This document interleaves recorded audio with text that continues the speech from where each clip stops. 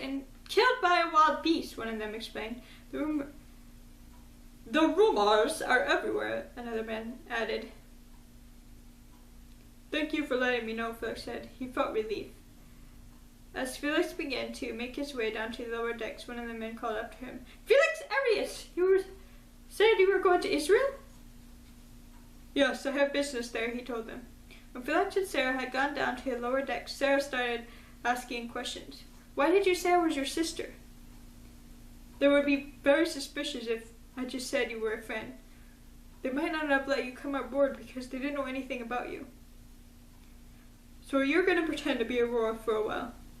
Besides, he said, smiling, it wasn't exactly a lie. Sarah's heart leaped. Never in her wildest dreams did she ever imagine he could be the answer to her prayers. Her mind raced with questions. Could he really be the big brother she had always wanted?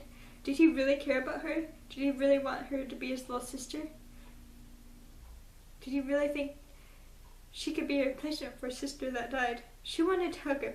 She wanted him to confirm that everything she was thinking was true, but she kept all of her feelings contained inside. In the afternoon, Sarah went up to the top deck. She enjoyed every minute of the salt water spraying in her face. Felix came up too. Hey, are you feeling better now? Felix asked her with a look of concern on his face.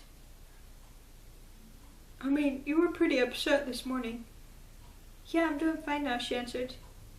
His concerned look had said it all. She did not need any explanation. He did care about her. She was sure about that now.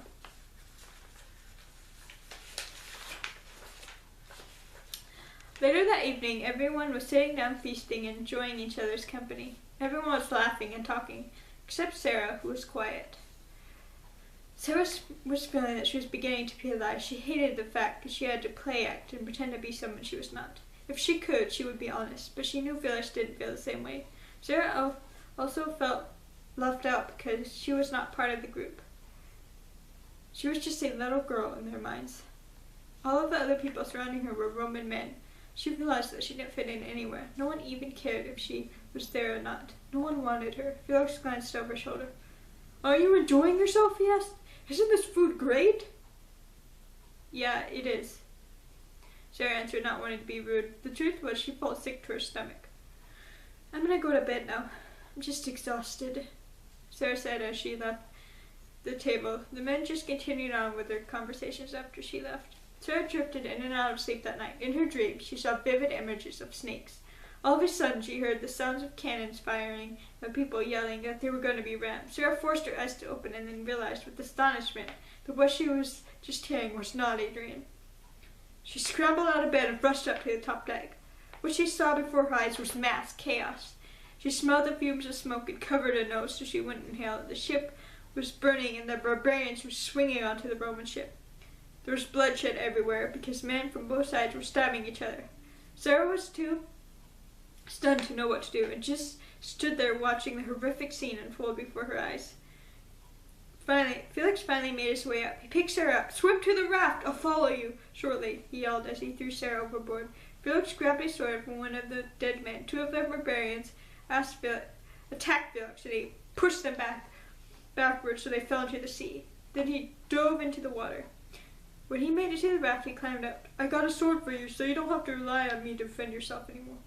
Not that it would do you very much good, since yours were tiny. Sarah was offended by his lack of confidence in her. Just because I'm small doesn't mean I don't have strength. I can defend myself against anyone, she told him. Yeah, right. You overestimate your abilities. And you always think you're better than everyone else, she told him. What do you know? You're just a child. You've never done anything like I have. Is that how you treated Aurora? Did you insult her and make her feel less important? She probably resented you.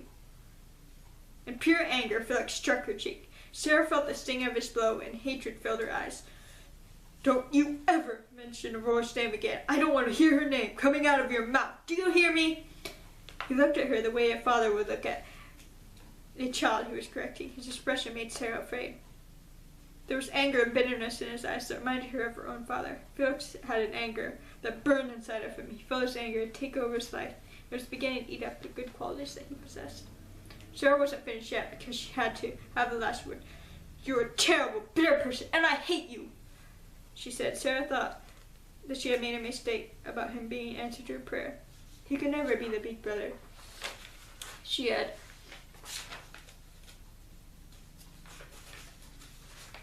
always wanted. He was too rude, prideful, and hot-headed to be likable. Right now, she wished that they had never crossed paths. A while later, Felix saw another ship in the distance. He waved a sword at them. The ship came toward them, and he shook Sarah awake. When Felix realized there was a pirate ship coming towards them, his heart started to beat out of control. Sarah tucked her precious necklace inside her garments. It was too late because there was nowhere else to go. The ship came closer and closer. When the ship came close enough to the raft, they pulled Felix and Sarah on. Well, what do we have here? One of them said. We have a puny little girl. One of them said. Puny? I should say not. She's a beautiful princess. How much do you think her silk hair would cost? The pirate said as he touched her long brown hair. Maintain your distance, she ordered him. Wow, she's a feisty little thing. I should take her to be my wife. No, she's mine, and the pirate said. Just hand her over, another one said. They started to argue, and one of them pirates came with a suggestion. Let's bargain for her, he said. Sarah's cheeks flushed with anger. Wait a minute, one of them interrupted. What do we do with him? He said as pointing to Felix. We don't need him. Just tie him up and throw him overboard. Felix grabbed his sword. He threw the other one to Sarah. They started fighting, kicking and pushing him overboard. Get away, you filthy pigs! Sarah yelled at them. I am not a prize to be won. I'm a human being, but you're all behaving like animals.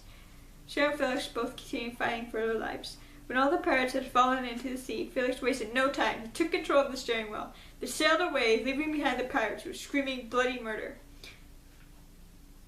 I have to admit, I was wrong about you. You can defend yourself better than I gave you credit for. I never should have hit you. I'm really sorry. Just let my anger get the best of me sometimes. That's pretty obvious, Sarah said. Felix did not sleep for days. He steered the ship as he fought the fierce wind.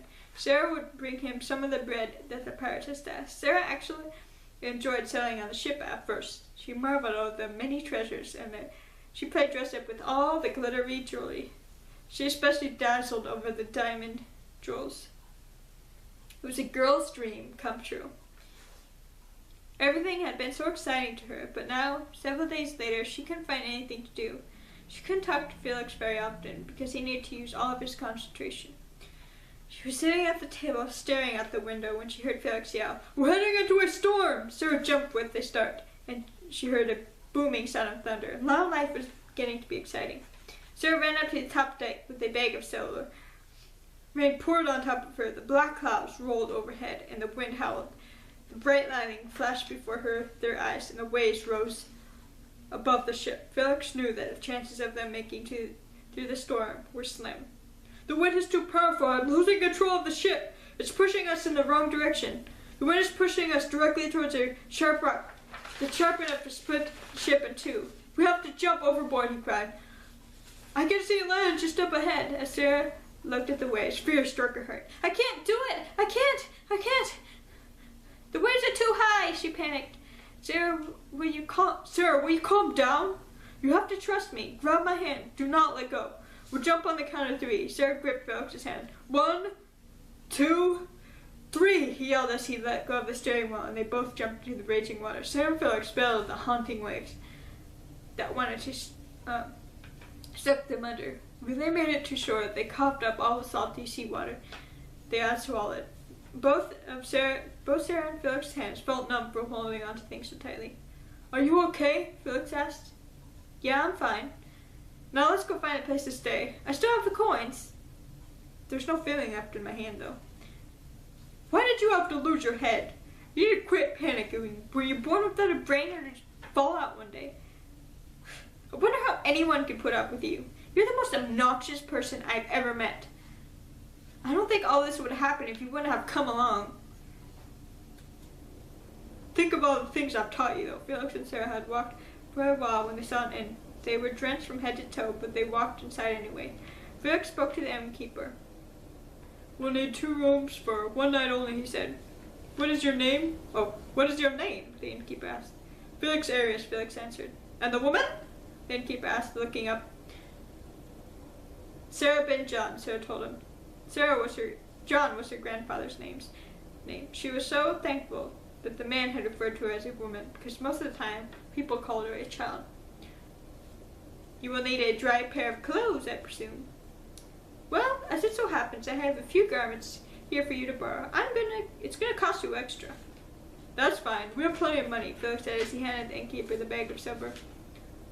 All right, you can go now, the innkeeper told them as he threw Sarah and Felix 2 white robes. Sarah and Felix changed quickly and then came back to eat. Sarah was so small that the robe hung loosely on her, and it was very difficult for her not to trip over it. Sarah and Felix grabbed their plates and loaded them up. When they sat down, Felix heard a dreadful sound, and it made the hairs on the back of his neck stand up. He turned around, and what he saw made his blood freeze, and his heart stop. His whole body grew cold. Sitting across the room was Quintus Perseus and his army.